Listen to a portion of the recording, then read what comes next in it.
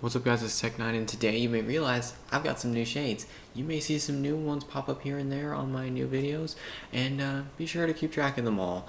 And because honestly I may have a new video in the future detailing every single pair of sunglasses I've worn over the past years that I've made these videos.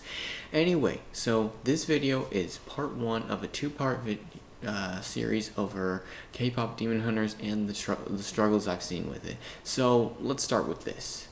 I've been noticing that in 2025, the year that this video is being produced, and 2027, things may change. Don't look at me. I'm just trying to get my thoughts out and just trying to get some views and loving y'all. And that this movie is the #1 movie in America. It is the most hyped movie of 2025. It is going to probably be so iconic. It is probably going to be similar to the Kendrick Lamar Drake beef of 2024. It's going to be that iconic. However, I've been noticing some things in it that need some attention, and I would say that are concerning. But before we begin, Clark and I very much love you. I miss you guys, and be sure to like and subscribe because I want to be able to get monetized as a creator. So to start off, we know that K-pop Demon Hunters is a Netflix original film. However, when you look at Netflix, it's not a Korean group. And the people who produced it, Sony Pictures Animation. While I believe, let me check if Sony is from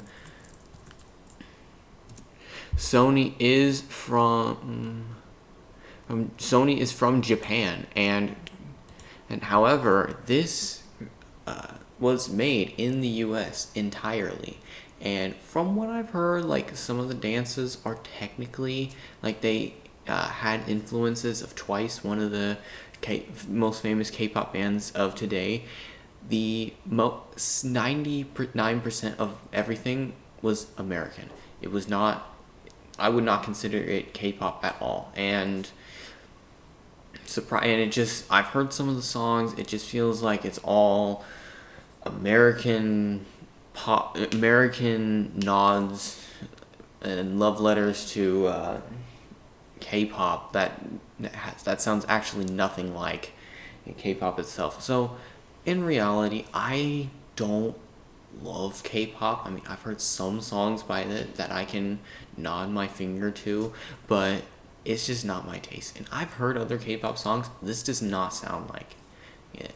And it kind of reminds me of, if for those of you who remember, when Dynamite by BTS came out, it was solely American, and I would say that it's kind of a wrong turn. And a similar thing happened actually in 2025 as well. For those of you who remember, Blackpink dropped the song Jump, which is produced by Diplo, an American artist. And it's just, that's not K-pop. That's the thing. So for those of you who think to yourself, oh, you think K-pop is this, K-pop is that. No, I'm going to say this. K-pop is Korean vocals, Korean artists, Korean producers, Korean everything. That's it. If otherwise, it's just music. It's just either electronic, it's pop, whatever. And continuing on, all the songs were on Billboard. They were not on Korean charts. None at all. The characters are all in English, and the accent is not real. Like, I don't think that the artists, people who voice the characters, let me just do some checking. Most of them are, let me take a quick, let me take a quick look. So,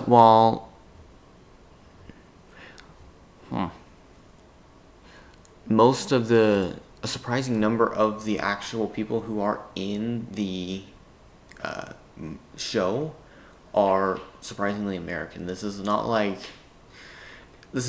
one of those K-drama shows where it is Korean everything. It's just, then it's not that at all.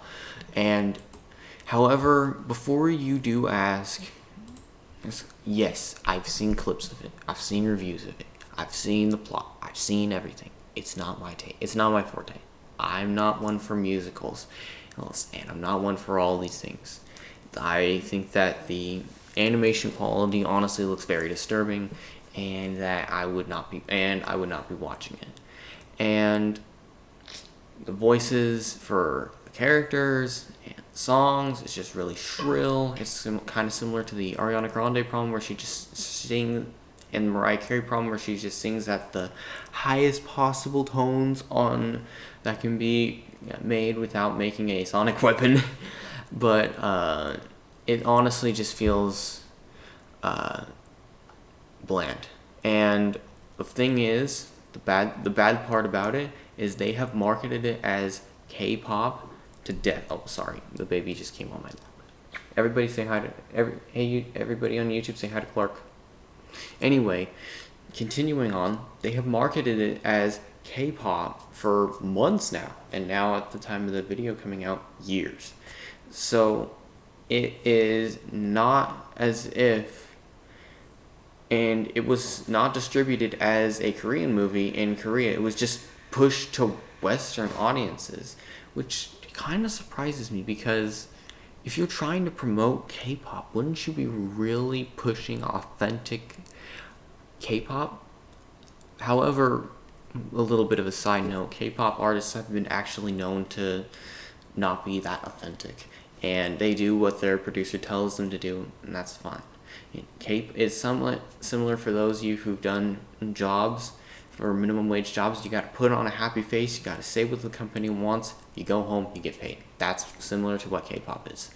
And this is not exactly authentic K-pop anymore. They're trying to just brand it as just something that people can look into, just to keep the K-pop craze going into Western culture, where it already is extreme. I mean, you have these big tours that are done by these K-pop artists that just sell out almost as fast as Taylor Swift concerts in America. And hey, all power to them that they can put their Korean music in America. And hey, good for you. That's the American dream right there.